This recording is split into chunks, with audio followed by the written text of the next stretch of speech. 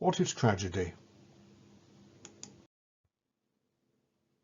This is the first of a series of videos on Shakespearean tragedy. This one is an introduction, highlighting some of the main motifs that we'll find as we work through the plays. In later videos, I will be devoting one session to each of the principal Shakespearean tragedies.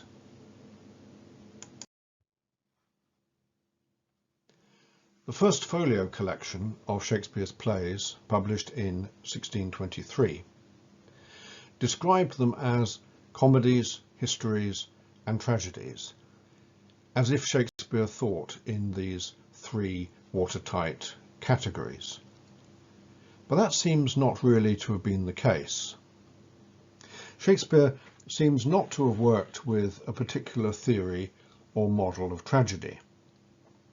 And in many of his plays, the tragedy emerges out of history, or it diverges into comedy, or, in his last plays, tragedy is redeemed in romance. Shakespeare as a tragedian is, as it were, opportunistic, improvisatory.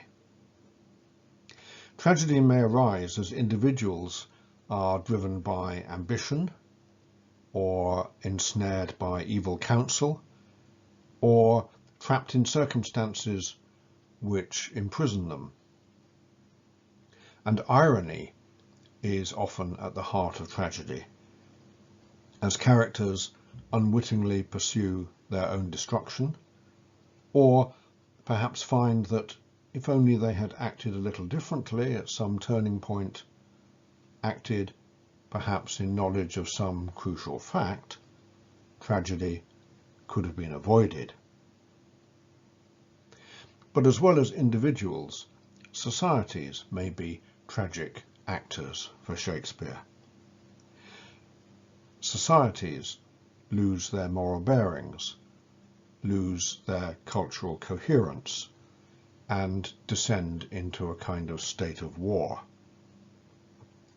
In several of his plays, England or Scotland or Rome or Denmark are more than settings. They are almost personified agents, actors in the plays. In these respects, Shakespeare seems to reinvent his idea of tragedy in each particular play. If we are thinking about Shakespearean tragedy as involving, first of all, the tragedy of an individual, then we might well turn, to start with, to the case of Hamlet. So famous, so distinctive is that role. At the beginning of the second scene of the play, when the court is celebrating the marriage of Claudius and Gertrude, in any production we will see Hamlet isolated, skulking in a corner perhaps, certainly wearing black rather than the festive clothes sported by the other courtiers. Visually, psychologically, and he would claim morally, he is isolated from the world around him. Shakespeare gives Hamlet many soliloquies in the course of the play, in which he is given the opportunity to voice his thoughts privately. And yet this private space which he inhabits in these soliloquies is a rather strange one. Often he seems to be performing to an audience of one. Often he turns against himself in the course of the soliloquy. In other words, there seems often to be a kind of instability, an uncertainty about who he is. And this uncertainty is clear also in his interactions with other characters. Is he feigning madness, or is he mad indeed? Polonius, Claudius, Gertrude, Ophelia, they don't really know. And perhaps Hamlet himself isn't altogether sure either, or altogether sure of himself and the stability of his identity. And so one aspect of the tragedy of Hamlet, Prince of Denmark, is this radical uncertainty about how stable, how coherent his own self is as he acts out various roles, both in public and in private.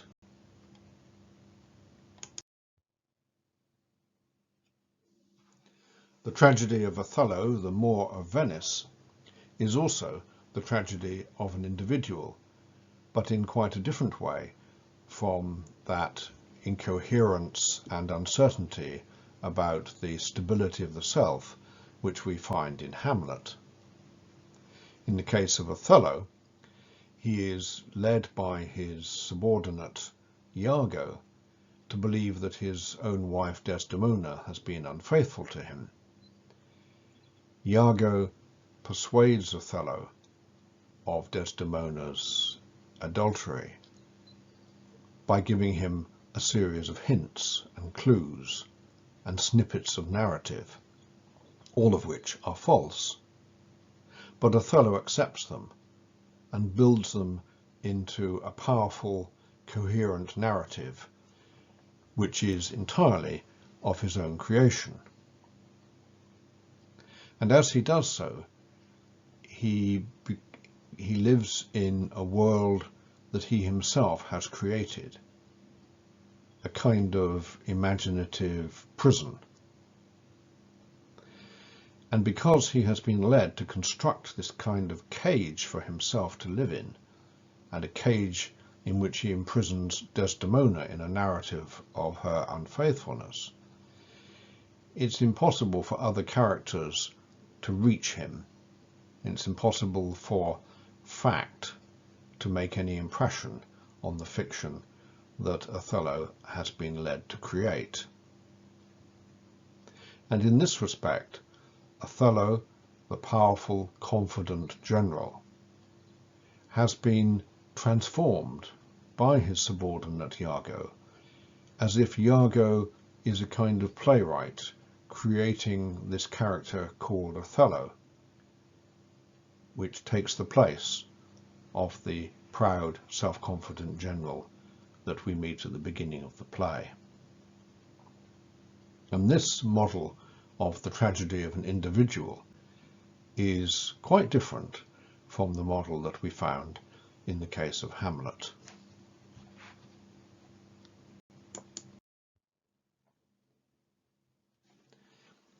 It is often the case that tragedy shows us how easily things could have turned out differently.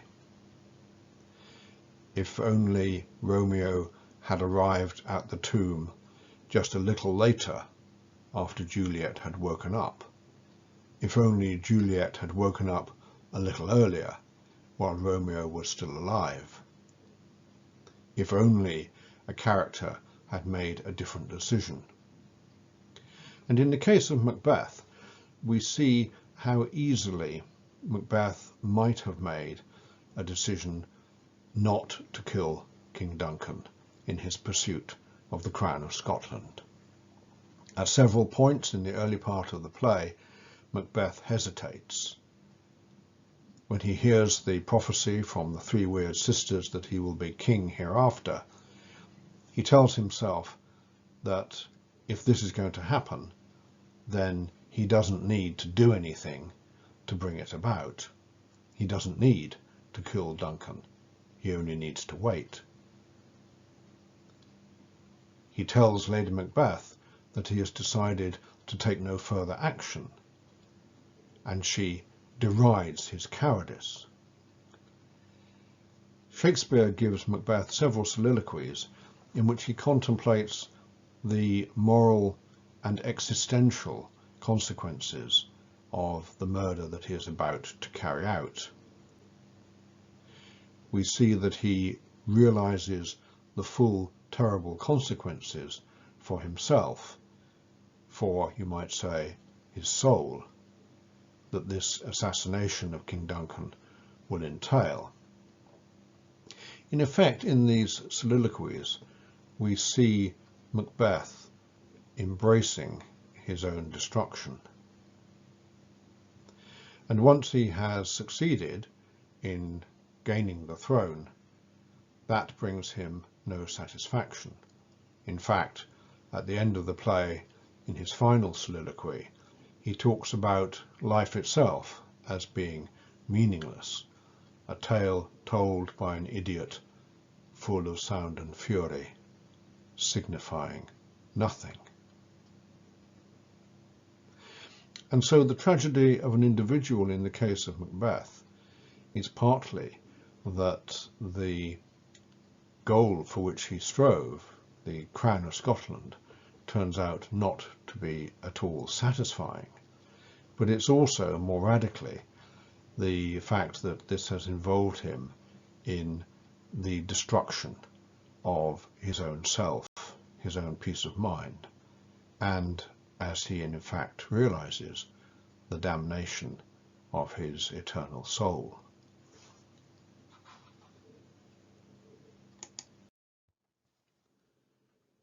At the beginning of the play, Lear shows folly.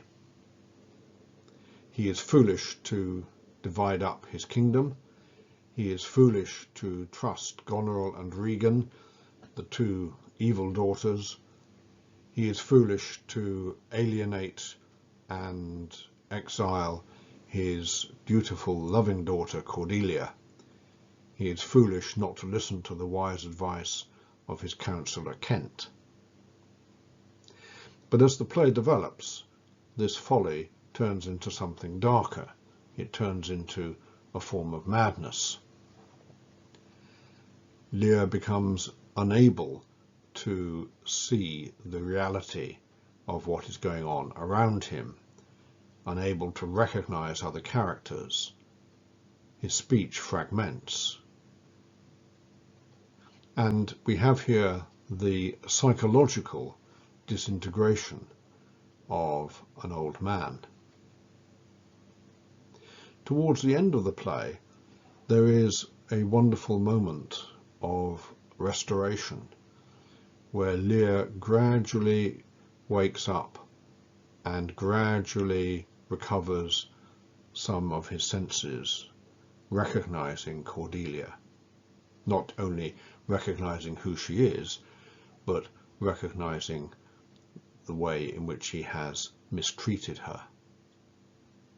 And yet Shakespeare moves on to destroy this potentially happy ending by killing Cordelia and making Lear die of what we might call a broken heart.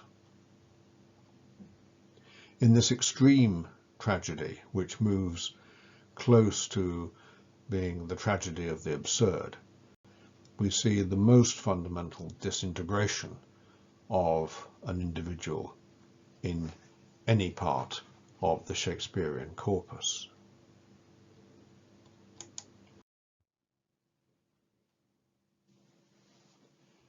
Coriolanus is a successful Roman general. So successful, in fact, that the very existence of Rome seems to depend upon his military prowess. And conversely, Coriolanus' own identity seems to depend on his role as a Roman general. And yet, when he is entering the political arena in Rome, his pride, his arrogance, alienates the people, and he is forced into exile. Towards the end of the play, he says that he will stand as if a man were author of himself and owned no other kin. And this is perhaps a summary of the tragedy of Coriolanus, his attempt to stand alone, author of himself, acknowledging no other kin or kinship.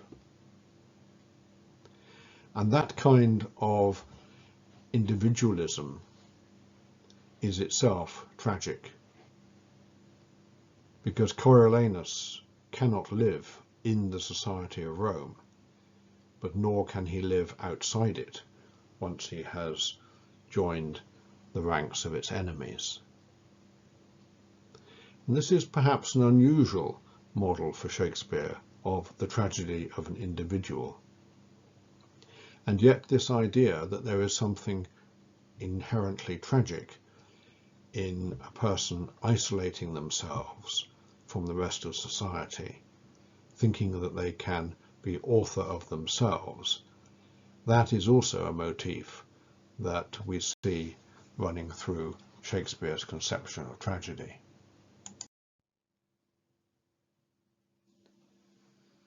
So far, we have focused on tragedy as something that happens to an individual or is caused by an individual. And yet for Shakespeare, the tragedy of an individual was intimately bound up with the tragedy of a society. The political order, the cultural order, the moral values that underpin and give coherence and identity to a particular society and way of life. Something is rotten in the state of Denmark, says Marcellus in Hamlet. Denmark's a prison, says Hamlet.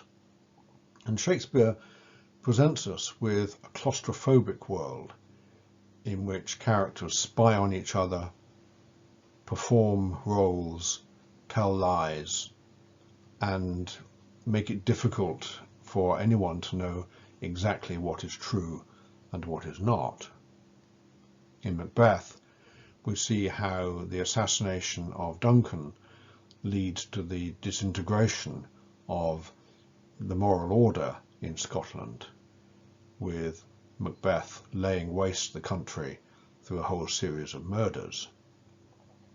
In King Lear, the nation is split up politically, and there is no sense of a society or a civilization.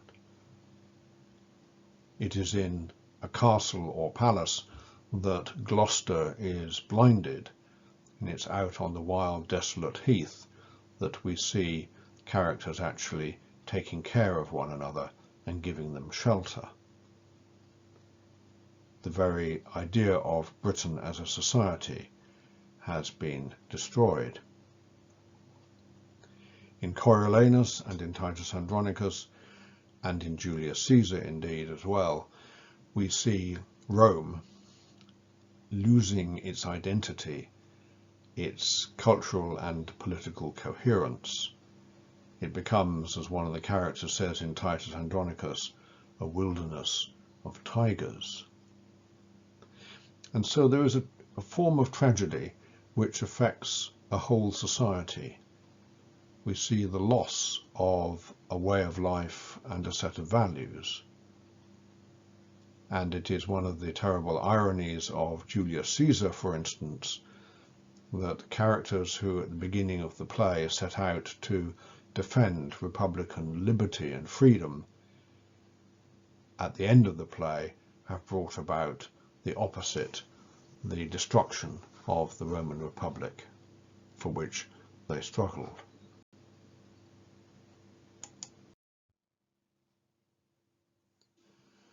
Let us return for a moment to that three-part division of Shakespeare's plays into comedies, histories and tragedies, which is advertised on the title page of the first folio.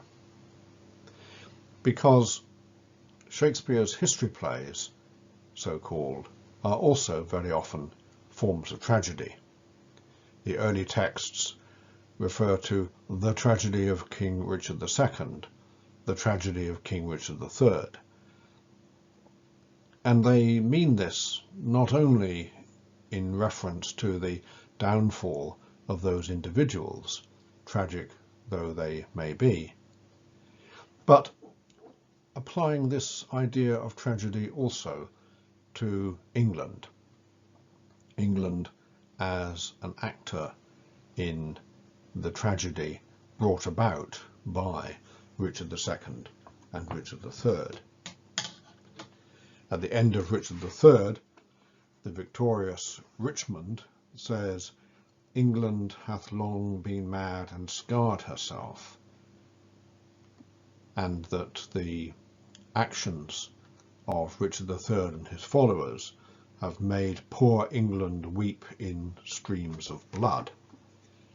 A personification of England as a tragic actor or a tragic victim. And Shakespeare very often emplots history as tragedy, as a trajectory from prosperity to disaster, although he is also careful at the end of these plays to indicate some form of reconciliation or renewal or reconstruction. In his history plays, tragedy is not simply destructive, and there is often an implied providential order which we see behind the tragedy that individual human beings have brought about.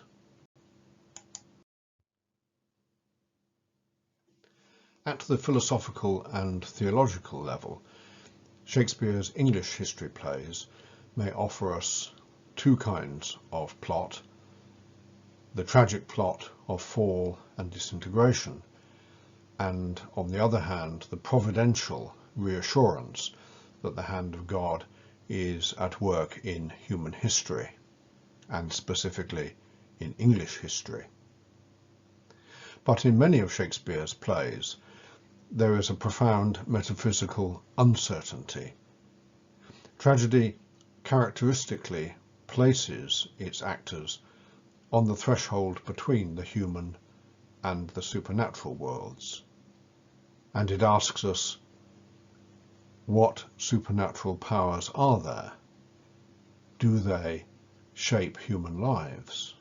If so, how? And here are just three examples of this profound metaphysical uncertainty that Shakespeare creates in his tragedies. There is, for example, the mystery of the ghost in Hamlet. Where does it come from? Is it, as Hamlet says, a spirit of health or goblin damned? In other words, is it actually the ghost, the spirit of King Hamlet, or is it some form of devil which has assumed his father's shape in order to corrupt him? Then there is the mystery of the weird sisters in Macbeth. Who are they? What power do they have? There is another kind of mystery about the gods in King Lear. It seems as if each of the characters in that play has their own vocabulary for the supernatural, and the play as a whole does not seem to have any single coherent theological framework.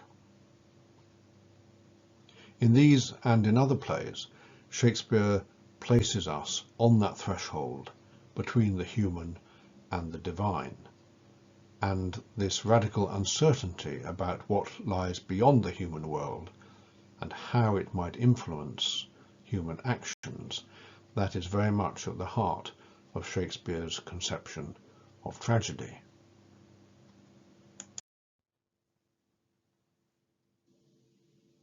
So far, my emphasis has been on downfall and disintegration.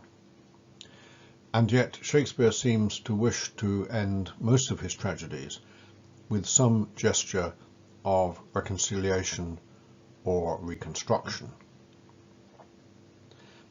At the individual level, this happens when Hamlet or Brutus or Coriolanus are promised a military funeral.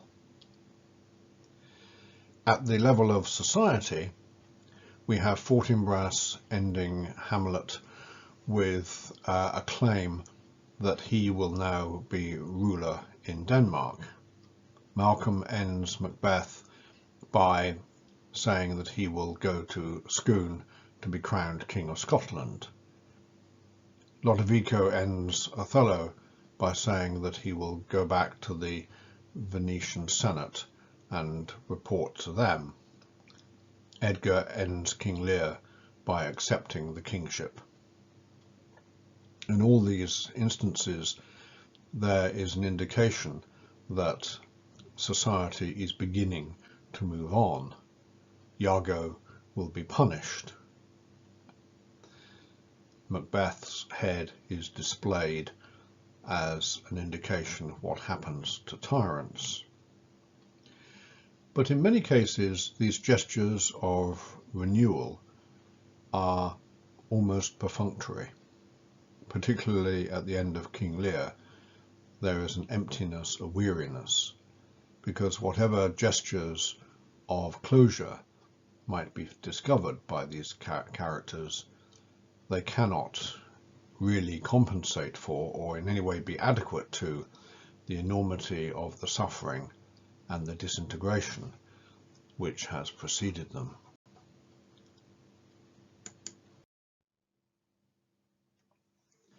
In this video, I've been highlighting just a few of the principal characteristics of Shakespeare's tragedies, and in subsequent videos I will be looking in more detail at each of the individual plays.